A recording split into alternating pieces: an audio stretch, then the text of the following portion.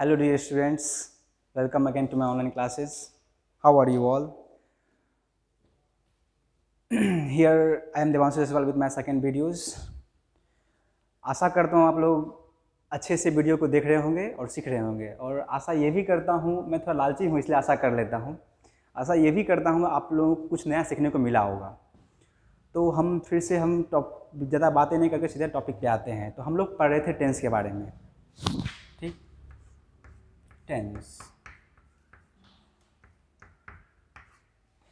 पिछली वीडियो में आपने देखा हम लोग कहाँ तक थे, हम लोग थे सिंपल प्रेजेंट के स्ट्रक्चर तक थे। तो हमने क्या देखा था, फिर से रिकैप करता हूँ एक बार स्ट्रक्चर उसका।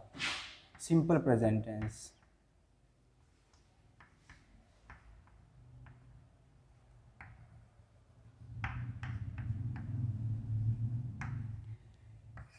तो इसका बेसिक स्ट्रक्चर ये था, मैंने आपको बताया था सब्जेक्ट प्लस V1 और V5 प्लस ऑब्जेक्ट। हमने यही बताया था जो कहाँ पे हम लोग V1 करेंगे, कहाँ पे हम लोग V5 का उपयोग करेंगे, ठीक। तो अब ये तो हो गया हमारे सामान्य सेंटेंस के लिए, नेचुरल सेंटेंसेस के लिए, जिसको हम लोग कहते हैं असर्टिव सेंटेंस। जब हमारा सेंटेंस असर्टिव होगा तब हम सिंपल प्रेजेंट में इसका उपयोग इस तरह से करेंगे। हमने कुछ एग्जाम्पल भी दिए थे, जैसे मान लो आई रीड अ बुक। तो यहाँ पे क्या ये आई है, आई क्या है, हम लोग इसको जनरली प्लूरल सब्जेक्ट के फॉर्म में रखते हैं, इसलिए हमारे यहाँ पे प्लूरल वर्ब है। यहाँ पे एस लगा हुआ नहीं है। अगर एस लगा हुआ क्यों नहीं है, क्योंकि यहाँ पे प्लूरल सब्जेक्ट है।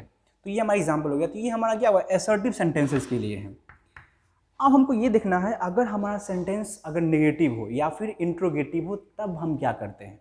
सब्जेक्ट अगर हमारा सेंटेंस इंट्रोगेटिव होगा या फिर नेगेटिव होगा तब हम क्या कर सकते हैं। नेगेटिव का मतलब यही, हम लोग क्या करते हैं वहाँ पे नॉट लगाते हैं, और इंट्रोगेटिव में वही हम लोग क्या करते हैं, उसको क्वेश्चन का रूप बनाते हैं। तो जैसे मान लो यही हमारा एग्जाम्पल है, ये असर्टिव सेंटेंस है। अब हम थोड़ा सा बेसिक पे जाते हैं।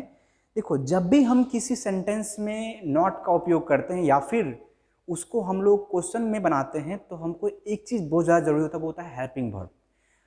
कोई भी सेंटेंस हेल्पिंग वर्ब खोजता है नॉट के यूज़ के लिए। जब हम उसको बनाते हैं, जब हम नेगेटिव बनाते हैं या फिर इंट्रोगेटिव बनाते हैं, तो हमको नॉट चाहिए होता है, और नॉट नेगेटिव के लिए नॉट चाहिए होता है। और नॉट जब भी आएगा तो वो हेल्पिंग वर्ब के साथ आएगा। लेकिन आप हेल्पिंग वर्ब क्या होता है, जैसे is, are, am, was, were, have, had, has, can, could में, ये सारे सब क्या है, ये हेल्पिंग वर्ब हैं। तो हेल्पिंग वर्ब, लेकिन यहाँ पे क्या देख रहे हैं आप लोग, यहाँ पे कोई हेल्पिंग वर्ब नहीं है। जब आगे आप बढ़ोगे तो वहाँ पे बहुत सारे हेल्पिंग वर्ब्स आपको आएंगे। तो यहाँ पे हेल्पिंग वर्ब नहीं है। तो जब हेल्पिंग वर्ब नहीं होता है तब हम लोग क्या करते हैं, वहाँ पे डू, डज या डिड का प्रयोग करते हैं। तो यहाँ पे हम लोग क्या करते हैं, जब हमारा नेगेटिव हो तो हमारा स्ट्रक्चर इस तरह से होता है, सब्जेक्ट उसके साथ में डू या does plus V1 plus object. क्या देख रहे हो यहाँ पे, सब्जेक्ट, यहाँ फिर दो केस आ गया है, या तो डू या फिर डज, फिर V1 और ऑब्जेक्ट। तो यहाँ पे वर्ब क्या था, V2 था, V1 या V5, और यहाँ पे सिर्फ V1 है। मैं बताऊंगा क्यों। सिर्फ यहाँ V1 ही, हर केस में जो भी हो, हमारा सब्जेक्ट जो भी हो, हमारा V1 ही रहेगा, इस स्ट्रक्चर को फॉलो करेगा, ठीक। तो जैसे अब कहाँ पे डू होगा, कहाँ पे, पहले हमारे पास कंफ्यूजन ये था जो कहाँ पे V1 होगा, कहाँ पे V5 होगा। लेकिन अब कंफ्यूजन यही है जो कहाँ पे डू होगा, कहाँ पे डज। और सॉरी, एक मिस्टेक हो गया, डू डज के बाद हम लोग नॉट लगाते हैं, do does not plus V1 plus object.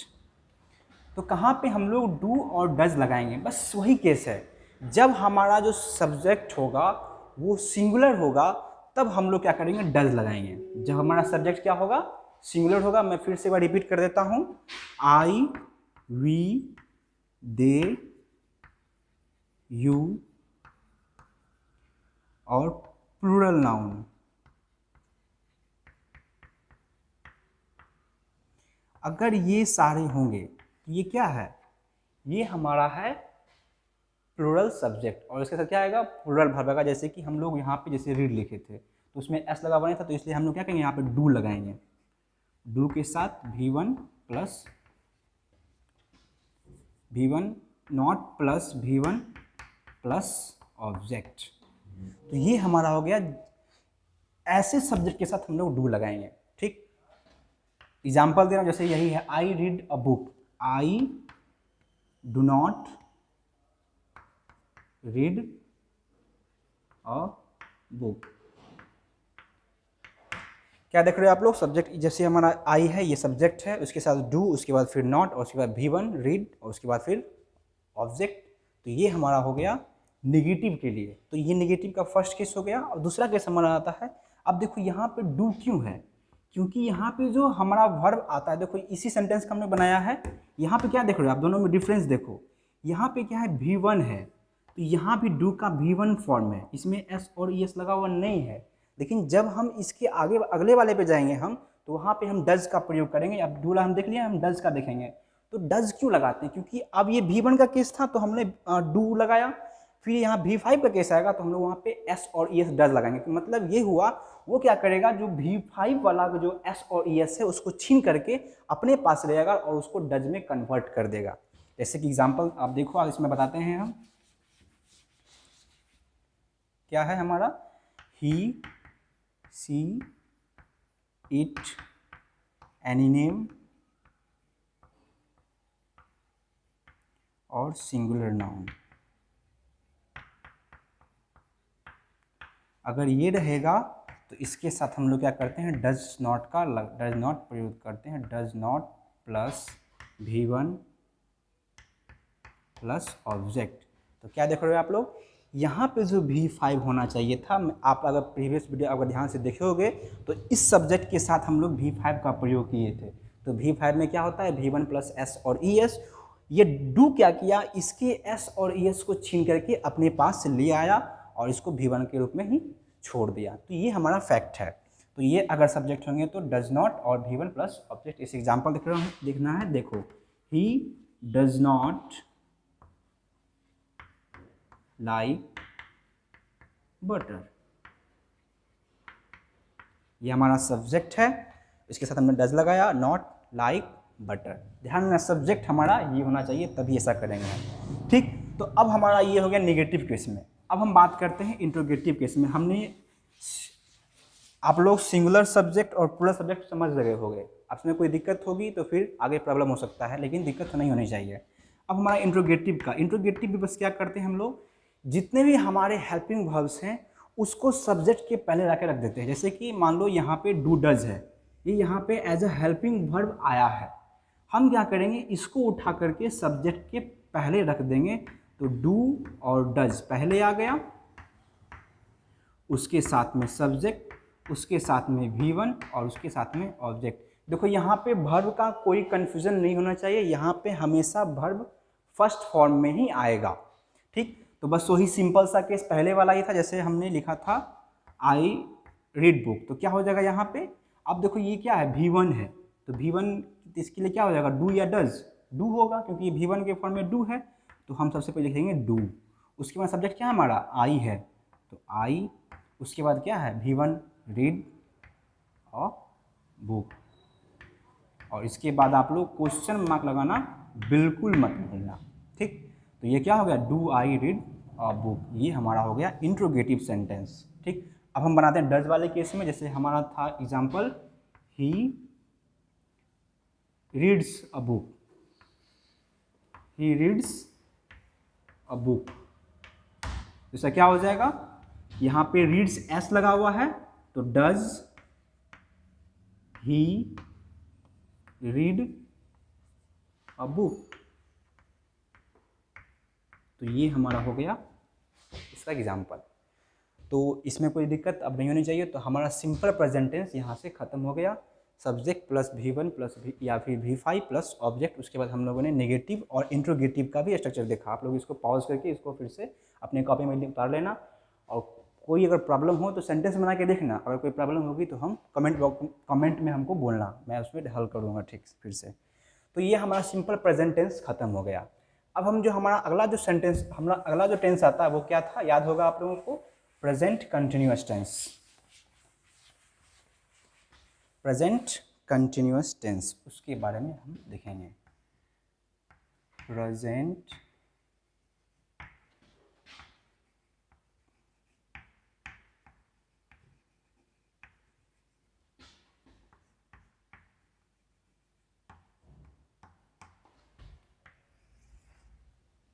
ठीक, अब हम इसको देखते हैं, इसका स्ट्रक्चर क्या होता है। अब देखो, अब जितने भी अब स्ट्रक्चर आएंगे ना, बहुत आसान आसान होंगे, उसमें आपको कोई दिक्कत नहीं होगा। इसमें तो सब्जेक्ट प्लस इज या फिर आर या फिर एम, साथ में हम लोग V4 प्लस ऑब्जेक्ट का उपयोग करते हैं। यहाँ पे V4 क्या होता है मैं लिख देता हूँ। V4 का मतलब होता है V1 प्लस उसमें अगर हम ing जोड़ दें तो उसी को हम लोग कहते हैं V4। जैसे मान लो अगर लिखा हुआ है रीड, इसका V4 क्या हो जाएगा, रीड प्लस ing, तो क्या हो जाएगा आपका रीडिंग। मतलब रीड का V4 क्या हो जाएगा, रीडिंग, कोई दिक्कत नहीं। तो अब फिर वही कन्फ्यूज़न, सब्जेक्ट के साथ क्या होगा, इज, आर या एम, उसके साथ V4 और उसके बाद ऑब्जेक्ट। अब सवाल ये पैदा होता है जो कहाँ पे इज, कहाँ पे आर, कहाँ पे एम का प्रयोग होगा, ये तो सबको मालूम ही होगा, लेकिन मैं फिर से एक बार रिपीट कर देता हूँ। जैसे आई है, जैसे मैं प्रीवियस जितने सब्जेक्ट बताए थे हम, उस वही सब्जेक्ट हमारा होगा। आई जो होता है वो उसका पर्सनल एम है, ये इसी के साथ रहता है, मतलब एक का काम तो हमारा तमाम हो गया एम का। बच्चा क्या, इज और आर, इसके लिए हम दो पार्ट बांटते हैं। जैसे वही था हमारा सिंगुलर सब्जेक्ट वाला और प्लूरल सब्जेक्ट वाला। जितने भी सिंगुलर सब्जेक्ट होंगे उसमें इज, और जितने भी प्लूरल सब्जेक्ट होंगे उसमें आर। जैसे ही, सी, इट, एनी नेम और सिंगुलर नाउन, ये सब जो है इसके साथ हमेशा इज लगता है। और जो हमारा अगला आता है आई, वी, दे, यू और प्लूरल नाउन, इस सब के साथ हमारा आर आएगा। ठीक, तो यहाँ तीन चीज़ था, इज, आर, एम। कहाँ कैसे सब्जेक्ट होंगे हमारा जो इज, आर, एम होगा, और V4 सब में कॉमन रहेगा और ऑब्जेक्ट सब में रहेगा। ठीक, तो कहाँ कहाँ पे होगा, तो आई के साथ एम, और ये जो सिंगुलर सब्जेक्ट्स हैं इसके साथ इज, और ये जो प्लूरल सब्जेक्ट्स हैं इसके साथ आर। मैं देखो अभी मैं यहाँ तक आपको डील करूँगा जो कौन सा सिंगुलर सब्जेक्ट है और कौन सा प्लूरल सब्जेक्ट है, आगे मैं डिस्कस के बारे में नहीं करूँगा। तो मैं यहाँ पे आप लोग नोट कर लेना है इसको। ये इसको हम लोग कहते हैं, ये जो सारे जो हैं ये कैटेगरी जो है इसको हम लोग कहते हैं सिंगुलर सब्जेक्ट।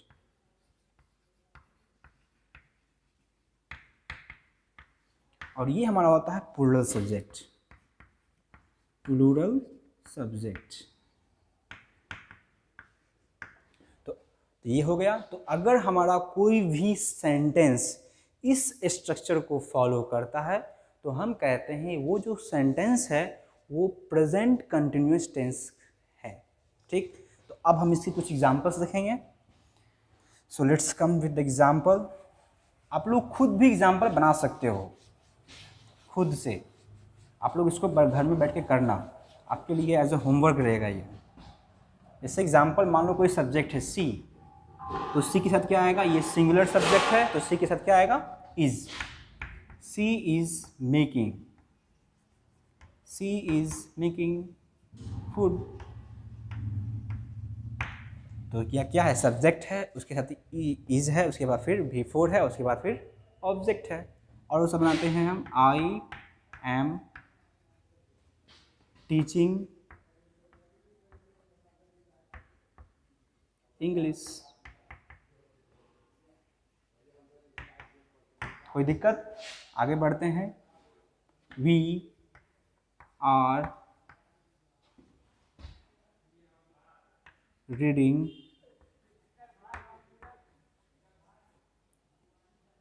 नॉवेल। ये सारे हमारे क्या हो गए एग्जाम्पल, ये सारे क्या करते हैं, इसको फॉलो कर रहे हैं, इसके स्ट्रक्चर को फॉलो कर रहे हैं। ठीक, तो ये हमारा हो गया असर्टिव के लिए। जो सेंटेंस हमारे असर्टिव सेंटेंस होते हैं उसके लिए ये हमारा स्ट्रक्चर है। तो ये हमारे एग्जाम्पल्स भी हो गए। अब हमारा बात आता है इंट्रोगेटिव, नेगेटिव के लिए। नेगेटिव के लिए किस तरह का हमारा स्ट्रक्चर होगा, बस वही क्या करते हैं हम लोग, इससे पहले डिस्कस किए थे हम। जब भी हम नेगेटिव करते हैं तो हमारा जो हेल्पिंग वर्ब होता है उसके साथ हम नॉट लगाते हैं। तो कन्फ्यूजन पीछे वाले में था क्योंकि उसके पास नॉट नहीं था, तो हमने क्या किया, डू डज का प्रयोग किया। लेकिन इसके पास ऑलरेडी हेल्पिंग वर्ब है, तो ये बिल्कुल ही आसान है, इसमें कोई दिक्कत आप लोगों को नहीं होना चाहिए। तो हम क्या करेंगे, हेल्पिंग वर्ब जो है उसके साथ में नॉट लगा देंगे। जैसे कि इसका स्ट्रक्चर लिख रहे हैं, subject plus is are am plus not plus V4 plus object. मतलब वही, बस कुछ नहीं करना है, इसमें नॉट को ऐड कर देना है। जैसे मान लो इसी का बनाना है, अगर हमको बनाना है एग्जाम्पल के तौर पे, आप खुद करना, सी इज मेकिंग फूड। यहाँ पे क्या करना है, सब्जेक्ट कुछ मत करना है, बस ऐड करना है नॉट को। कहाँ पे ऐड करना है, तो जहाँ पे हमारा हेल्पिंग वर्ब है उसके बाद। जैसे एग्जाम्पल में क्या हो जाएगा, she is not making food, I am not teaching English, we are not reading novel. कोई दिक्कत, कोई परेशानी नहीं है। अब हम आते हैं इंट्रोगेटिव सेंटेंसेस के लिए। वहाँ पे क्या करते हैं, हमने फिर पहले उस बात को रिपीट कर रहा हूँ, जो हेल्पिंग वर्ब होता है उसको हम सब्जेक्ट के पहले रख देते हैं। तो हमारा हेल्पिंग वर्ब क्या है, इज आर एम, इसको हम सब्जेक्ट के पहले रख देंगे तो क्या हो जाएगा, वो इस तरह से हो जाएगा, is are am plus subject plus V4 plus object. ये हमारा हो गया स्ट्रक्चर, साथ में यहाँ पे क्वेश्चन मार्क। तो अगर हम इसको फॉलो करेंगे, इस स्ट्रक्चर को, तो क्या बनेगा हमारा, बस करना कुछ नहीं है, बस जितने भी हेल्पिंग वर्ब्स हैं उसको उठा करके सब्जेक्ट के पहले रख देना है। तो कैसा हमारा एग्जांपल हो जाएगा, is she making food, am I teaching English, are we reading novel. तो ये हमारा हो गया एग्जाम्पल इंट्रोगेटिव के लिए, कोई दिक्कत नहीं होना चाहिए। तो अब हम आते हैं, ये हमारा कंप्लीट हो गया। अब हम आते हैं प्रेजेंट परफेक्ट पे।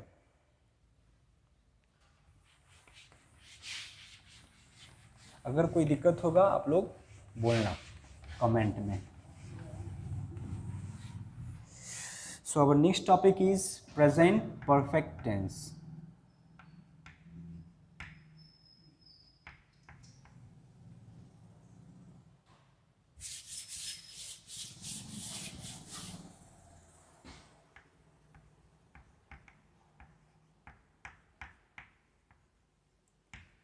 चलिए अब इसका लिखते हैं स्ट्रक्चर क्या होता है, बहुत ही आसान, सब्जेक्ट प्लस हैज़ या have plus V3 plus object.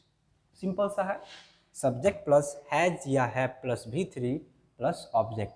बस इसमें भी यही करना है, जितने भी सिंगुलर सब्जेक्ट्स होते हैं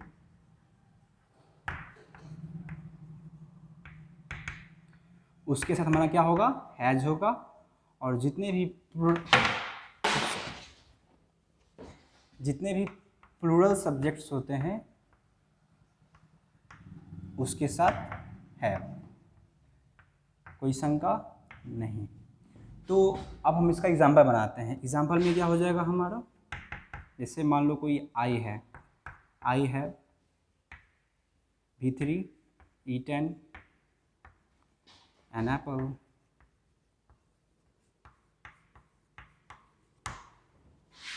she has finished his work। ठीक, तो ये हमारा क्या हो गया, एग्जाम्पल्स हो गया। ये हमारा सिंगुलर प्लूरल सब्जेक्ट था तो इसके साथ क्या आ गया, हैव आ गया। ये हमारा सिंगुलर सब्जेक्ट था तो इसके साथ क्या आ गया, है। देख लो इसको फॉलो कर रहा है, सब्जेक्ट है, उसके बाद हैज़ या हैव है, उसके बाद V3 है, उसके बाद फिर ऑब्जेक्ट हमारा है। उसी तरह इसमें भी सब्जेक्ट है, उसके बाद हैज़ या हैव है, उसके बाद V3, उसके बाद फिर ऑब्जेक्ट है। तो ये हमारा हो गया असर्टिव सेंटेंसेस के लिए। फिर नेगेटिव बिल्कुल आसान, उसी तरह से हमने पहले भी बोला था, हम क्या करते हैं, जो हमारा हेल्पिंग वर्ब है उसके साथ नॉट लगाते हैं। तो क्या हो जाएगा, सब्जेक्ट हैज़ या have plus not plus V3 plus object. एक बात ध्यान रखना आप लोग, जो सिंपल प्रेजेंट टेंस था वहाँ पे हम लोगों ने निगेटिव और इंट्रोगेटिव में वर्ब का चेंज किया था, लेकिन प्रेजेंट कंटिन्यूअस और प्रेजेंट इसके बाद जितने भी हैं, अभी जितने भी आएंगे, मतलब कहने का मतलब ये हुआ, जब हम निगेटिव और इंट्रोगेटिव, अगर हम simple present tense, simple past और सिंपल फ्यूचर का बनाते हैं तो वहाँ पे वर्ब में चेंजिंग होता है। लेकिन इसके बाद जितने भी आपके बच जाते हैं, चाहे वह प्रेजेंट कंटिन्यूअस टेंस हो, प्रेजेंट परफेक्ट टेंस हो, प्रेजेंट पास्ट परफेक्ट हो, पास्ट परफेक्ट कंटिन्यूअस जो भी है, उसके बाद जो बच जाता है उसमें वर्ब का चेंजिंग नहीं होगा। अगर आपने पिछले में देखा होगा तो वहाँ पे हमने आईएनजी उस तरह से लगा हुआ ही था, नेगेटिव में भी और इंट्रोगेटिव में भी। और यहाँ भी जब हम V3, यहाँ पे भी हम क्या होगा, जब हम यहाँ पे नॉट लगाए हैं तो यहाँ पे V3 है, मतलब जो पहले था वही इसमें भी रहेगा। चेंज कहाँ होगा, तो सिंपल प्रेजेंट, सिंपल पास्ट और सिंपल फ्यूचर में। तो क्या हो जाएगा इस एग्जाम्पल में, जैसे इसी को बना देंगे, क्या हो जाएगा, I have not eaten an apple, she has not finished his work. Simple है, I have not eaten an apple, she has not finished his work. बस हेल्पिंग वर्ब जो है हमारा उसके बाद नॉट लगा देंगे। उसी तरह से अगर हम आते हैं इंट्रोगेटिव में तो वहाँ पे क्या हो जाएगा हमारा, बस वही जो हेल्पिंग वर्ब है उसको सब्जेक्ट के पहले हैज़ और have plus subject plus V3 plus object. ठीक, कोई दिक्कत। तो इसका एग्जाम्पल क्या हो जाएगा, have I eaten an apple, had she finished his work. कोई दिक्कत नहीं, ये खत्म। अब हम आते हैं इसके बाद वाले में।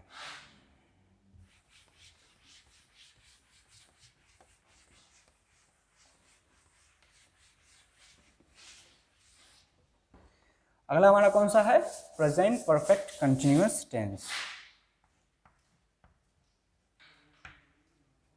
प्रेजेंट परफेक्ट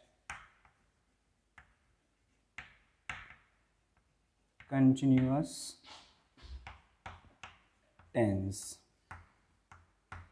अब इसका स्ट्रक्चर क्या होता है, इसका होता है सब्जेक्ट प्लस हैज़ और have plus been plus V4 plus since और फॉर प्लस ऑब्जेक्ट। अब थोड़ा सावधानी बरतना है हम लोगों को। सब्जेक्ट प्लस हैज़ या है plus been plus V4 plus since for plus object.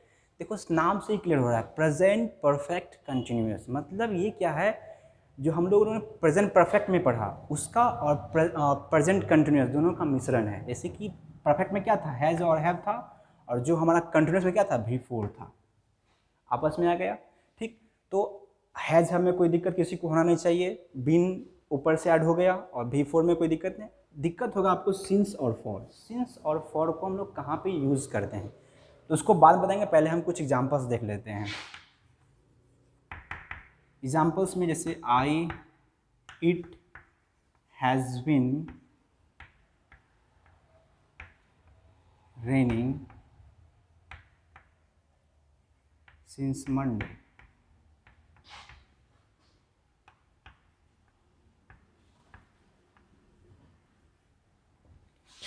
दूसरा,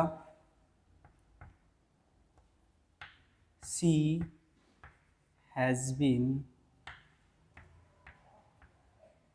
डांसिंग फॉर एन आवर। देख लो फॉलो कर रहा है, सब्जेक्ट है has have been V4 for और उसके बाद ऑब्जेक्ट। ठीक, तो ये हमारा हो गया स्ट्रक्चर, और ये हमारा क्या होगा, इसका एग्जांपल हो गया। अब बात उठती है सर हम सिंस और फॉर का यूज़ कहाँ पे करेंगे। तो देखो जो हम बात करते हैं सिंस के लिए, सिंस जो होता है ये इसको हम लोग कहते हैं पॉइंट ऑफ टाइम। मतलब जब हम टाइम के पॉइंट को डिनोट करते हैं तब हम इस सिंस का यूज़ करते हैं। जैसे कि कुछ डिफिनेट, जैसे यहाँ पे हमने क्या किया, सिंस के साथ क्या लगाया, मंडे लगाया। मतलब जब हम किसी टाइम पे एकदम पॉइंट को डिनोट कर रहे हैं, जैसे कि हम क्या है, इसका एग्जांपल क्या है, she has been dancing, it has been raining since Monday. मतलब एक पॉइंट, टाइम के पॉइंट को दिखा रहा है जो मंडे से वर्षा हो रही है लगातार, तो ये एक पॉइंट को डिनोट कर रहा है। लेकिन इसमें क्या होता है, जब हम बात करते हैं फॉर का, तो ये किसी टाइम के पीरियड को बताता है। जो हमारा फॉर होता है वो किसी पीरियड को बताता है।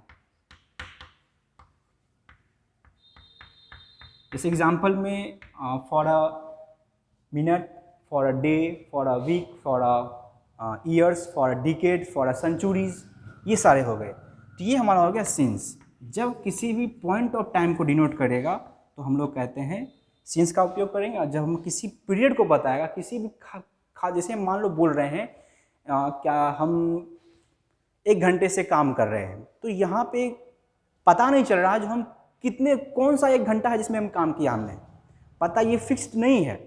जो मैंने अभी बोला मैं 1 घंटे से काम कर रहा हूँ, तो कौन से 1 घंटे मैंने काम किया था इसका कोई पता नहीं चल रहा। लेकिन मैं बोल रहा हूँ मैं सोमवार से पढ़ता आ रहा हूँ, सोमवार से मैं खेलता आ रहा हूँ, तो एक डिफिनेट होगा ना, मतलब इस सोमवार से खेलता आ रहा हूँ। जैसे मैंने आज बोला है तो मैं पिछले जो सोमवार आया होगा उसके बारे में बात कर रहा हूँ। तो यहाँ पे क्या है, पॉइंट बता रहा है, जो एक टाइम का पॉइंट। जैसे मैं बोला सोमवार से खेला तो ये पॉइंट है टाइम का, लेकिन मैं बोला 1 घंटे से खेला, तो कौन सा 1 घंटा हो सकता है, सुबह वाला 1 घंटा, शाम वाला 1 घंटा, कोई 1 घंटा ये फिक्स नहीं है। तो इसलिए कहते हैं सिंस का यूज़ पॉइंट ऑफ टाइम के लिए और फॉर का पीरियड ऑफ टाइम के लिए। ठीक, तो उसी तरह से अगर हम इसका नेगेटिव और इंट्रोगेटिव बनाएंगे तो फिर क्या हो जाएगा, हम यहाँ पे नॉट को जोड़ देंगे और फिर उसके ये जो हमारा हैज़ और हैव है इंट्रोगेटिव में, इसको हम पहले रख देंगे, इसका हम स्ट्रक्चर लिख देते हैं। जैसे नेगेटिव के लिए क्या हो जाएगा हमारा सब्जेक्ट, उसके साथ हैज़ या हैव। ध्यान में ये रखना है जब भी नॉट लगाएंगे तो हमेशा हेल्पिंग वर्ब के साथ ही।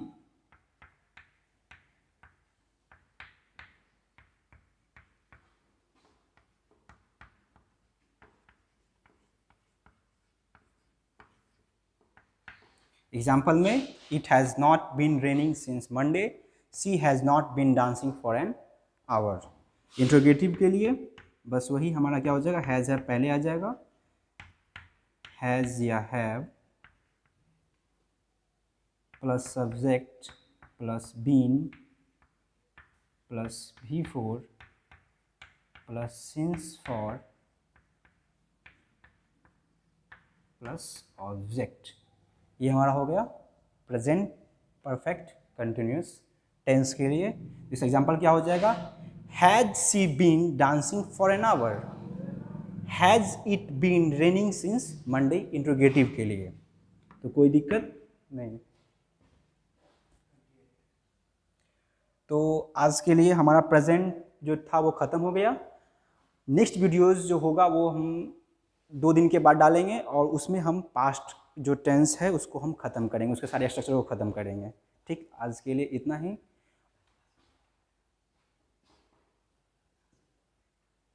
और आप लोगों को नोटिफिकेशन चाहिए होगा तो प्लीज़ बेल आइकन को भी दबा देना। ठीक, तो आपको टाइम पे आपको मैसेज आ जाएगा जो मैं वीडियो कब मैंने डाला है।